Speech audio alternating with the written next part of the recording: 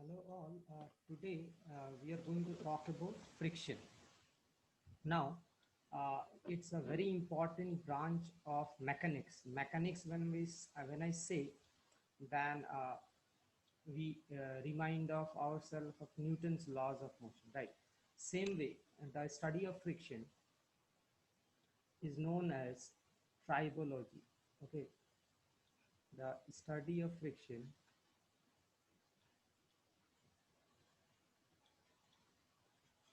uh, because friction is present in all the machinery, all machine parts, right? Because of that, it plays a very significant role. Like when we make tires or when we make machine parts, how friction is going to appear or how we can reduce it, right? That comes under this study. So study of friction is called tribology. Okay, now what is friction? When I ask you, uh, this definition should come to your mind, that friction opposes the relative motion between the bodies in contact. So this word is very important, relative. So in the simplest sense, if we say that there is a surface A, right, and there is a body B, which is moving, which is made to move in this direction, right? So friction due to A will oppose the motion of B. So in what direction it will act? You all will agree it will act parallel to the surface, right? So friction due to A on B will act in this direction. Okay. Now let us take a second example. Suppose there is a, let us say there is a wheel and car wheels, you know that its velocity is in this direction also, this is called rolling motion. Now again, this is B and this is A, right? Two bodies in contact. Now if you pay attention to the bottom part, you will find that this point wants to go in this direction. So friction due to A, let us say again this is A and this is B, friction due to A will oppose it. So this body B will feel a friction in this direction. Now same thing happens when we try to walk. So we try to push somehow the ground in backward direction. So we try to push the ground in this direction, right? Somehow. So if there is no friction, you will not be able to walk. So what happens? The ground pushes you in this direction to oppose your relative motion. Now, if you want to climb a tree or a rope, let us say, so what happens? Suppose one monkey or one person is thinking to climb tree, so you will find that the person will, if there is no friction, he can't climb, right? So what happens? The friction will oppose. So this person will push the tree, or this monkey will push the tree in this direction on the surface. So what will happen? The friction will oppose its motion. So if you see, just like walking, okay, so if the monkey will push the surface in this direction, so on the feet of the monkey or on the hand, the friction will be in this direction. So friction opposes relative motion, okay, not the motion. Now coming back, uh, if a body is at rest and no pulling force is acting on it, then the force of friction is zero. So if a block is lying here, let us say, and no force is acting, there will be no friction here. Okay, now you know that if a block is at rest, then this will be normal force R, let us say, by the ground, and there will be a mg force due to earth. So it is very easy to understand that why there will be no friction force, because if you say friction is in this direction or this direction, then it will start moving, right, which will violate the conservation of energy principle, or right. So if there is no pulling force acting, then friction is zero. Fine. Now coming back, we have three things depending on what do you say, surface are at rest. So if surface are at rest, surface are in sliding motion or relative motion, or surface are in rolling. So if the surface are at rest, then static friction operates, and we are going to denote it, static friction, by F subscript S. And we are going to denote kinetic friction Fk, and we are going to denote rolling friction by Fr sim. Now, when the surface is at rest, so let us take an example, what we mentioned here. Suppose this is at rest, fine, and you started applying force on it. And let us say when you apply force, then also the block is not moving. So if the block is not moving, it is easy to think that somehow this surface is at rest, so it will apply a force of friction in this direction to cancel the applied force. So this surface is at rest, so the friction which will operate here is called static friction. Now suppose as you apply the force, the block starts sliding, right, in this direction. Now the surface of the block is in relative motion. Now the friction which will act will be called kinetic friction. Okay. Now a rolling friction, as we mentioned, suppose when something rolls, fine. We are going to talk about this later in rotational mechanics. So in this case, rolling friction will appear when a body will try to roll. Fine. Now, uh, it turns out that friction we are going to represent by this small f. Okay. Now, coming back, we also know that fluids, when I talk about air and liquid, they also flow. So the friction which they exert between their internal layers is called viscosity. Okay, this we'll talk about in properties of matter. Just for time being, if you talk about water and if you talk about honey, if you pour honey, then you will find that one layer moves over another very slowly. Okay, so that friction force in honey layers, internal layers, is more than the layers of water. Fine. So that is called viscosity. Now, it turns out that there are some fundamental rules which friction obeys. So that's what we are going to talk about it now. So friction force, first law of friction says that friction force between two surfaces is proportional to support force.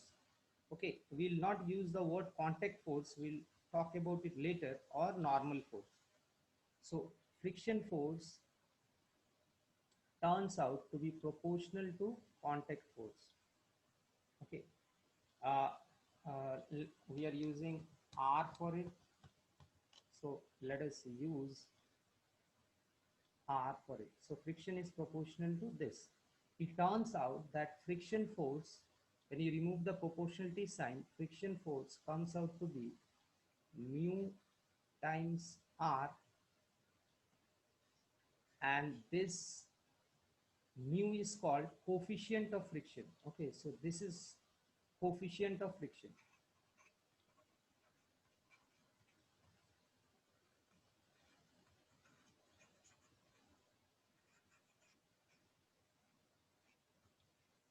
Now this coefficient of friction depends on nature of surface.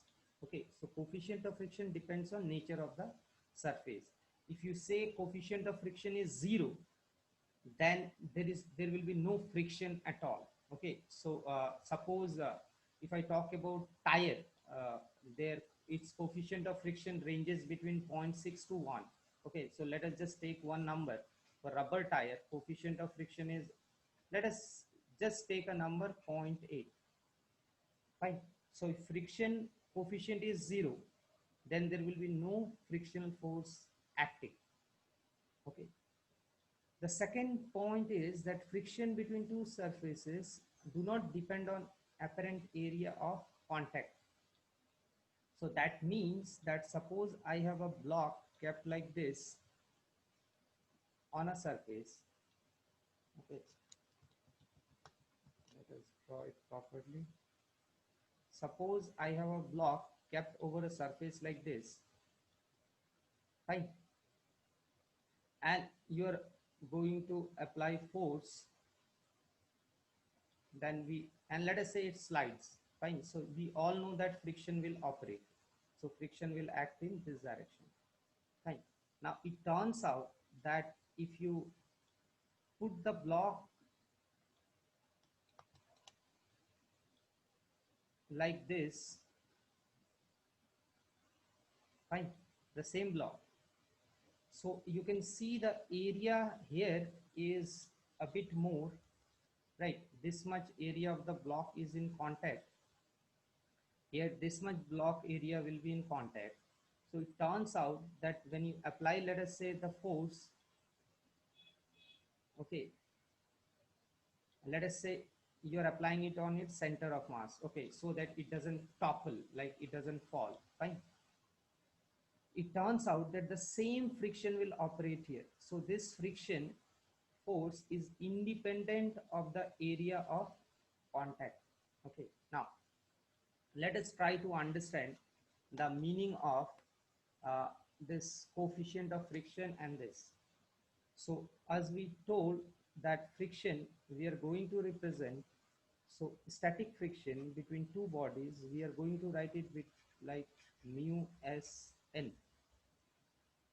Sorry, we are using R for normal force. Same way, kinetic friction between two surfaces, we are going to write it like this. Now, it turns out that this coefficient of static friction or coefficient of kinetic friction, they depend on the nature of the surface, and their values might change, okay, depending on the situation, what kind of surfaces are in contact with each other. Now, let us try to understand the meaning of this. Now, that means that suppose, okay, suppose mu s is, let us say, 0.5, okay, uh, and R is, let us say, 1 Newton. Okay, just so if I take this value, that means that friction, uh, static friction between the two surfaces will be 0.5 Newton.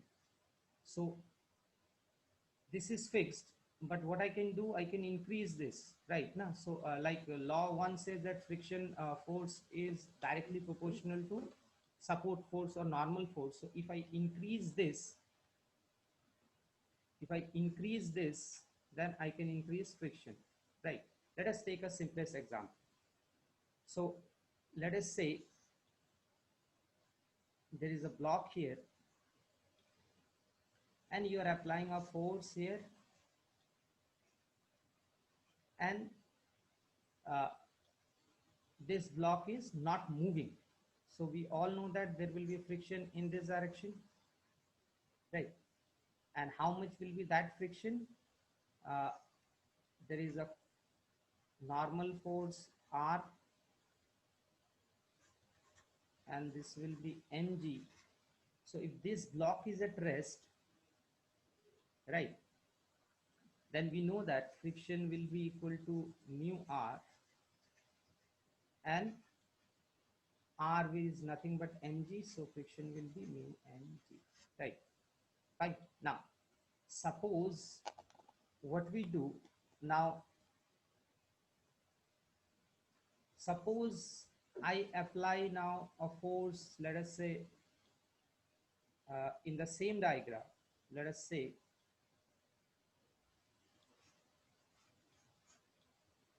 I'm applying now force in this direction. Let us say that force is some uh, F1.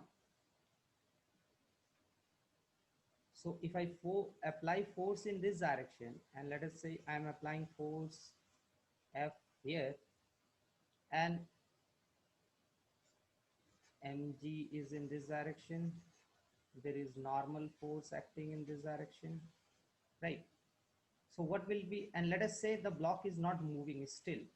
Now what will be this friction force in this case? So you all can see, if you concentrate on this y-axis, you all can understand that in this case, since the body is not moving in any direction, it is obvious that this R will be equal to mg plus uh, F1, right now. So friction will be mu times R. Now R is mg plus F1. Now by applying a force in this direction, what we have done, we have increased the contact force, or we have increased the support force. So R was mg here, right now. R was mg here. But if I apply force in this direction, somehow R increases, so friction also increases. So by this way, we can say that if I increase the contact force, I can increase the friction force. Okay. Now, moving on.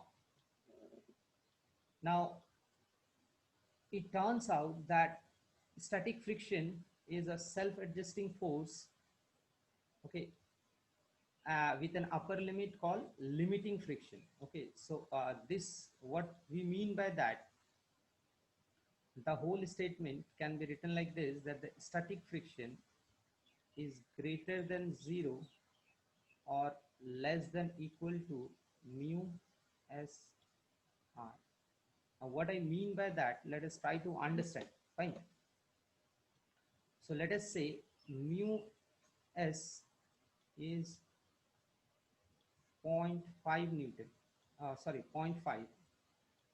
It doesn't have a unit because it's a ratio of two forces. Fine. So suppose mu s is this, I have a 1 kg block here, mass 1 kg. And let us say I apply initially a force,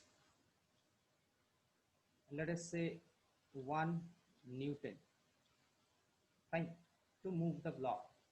Now we all can understand that uh, if I apply 1 Newton force, then what is going to happen? So let us find it out. So it says that if the block doesn't move, okay, static friction will act, right, in this direction. Now this static friction maximum value will be how much? So static friction maximum value will be mu s r. What is mu s? Mu s is 0.5, and r will be nothing but, this r will be nothing but mg, right? Huh? So what will be mg? G is 10. So R is mg. So I'm going to multiply this 10. So maximum value of static friction will be 5 Newton. Okay, this is the maximum value. Now this maximum value is called limiting friction. So let me repeat it once more. Static friction is a self-adjusting force with an upper limit called limiting friction. And the whole statement is written like this, that the friction can have value more than 0 and maximum value equal to mu s into r. So in this case, when I'm applying 1 Newton force uh, on this block, and let us say we are going to calculate whether it will move or not. So first we will find the maximum value of static friction, and it turns out 5 Newton. Now that means that when I apply 1 Newton force, okay, the friction will adjust its value to 1 Newton. Okay, now same way if I apply 2 Newton force, friction will adjust value up to 2 Newton. So this static friction, which operates when the surfaces are at rest, is a self-adjusting force. So if I go on, it can maximum go, if I apply now 5 Newton force, still it will not move because it can offer a maximum value of friction 5 Newton, right?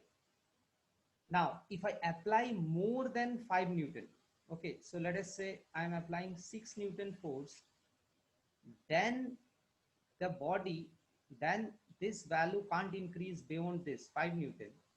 Then the body will start sliding, okay, and when the body will start sliding, we talk about kinetic friction, okay. So this is very important that static friction is a self-adjusting force. You can try by yourself. If you take a body, let us say I have mobile in my hand. If I apply a very little force, it doesn't move. If I slowly increase the force, it will start moving for a particular value. Okay, so as I'm applying a little force, then friction is adjusting its value to that.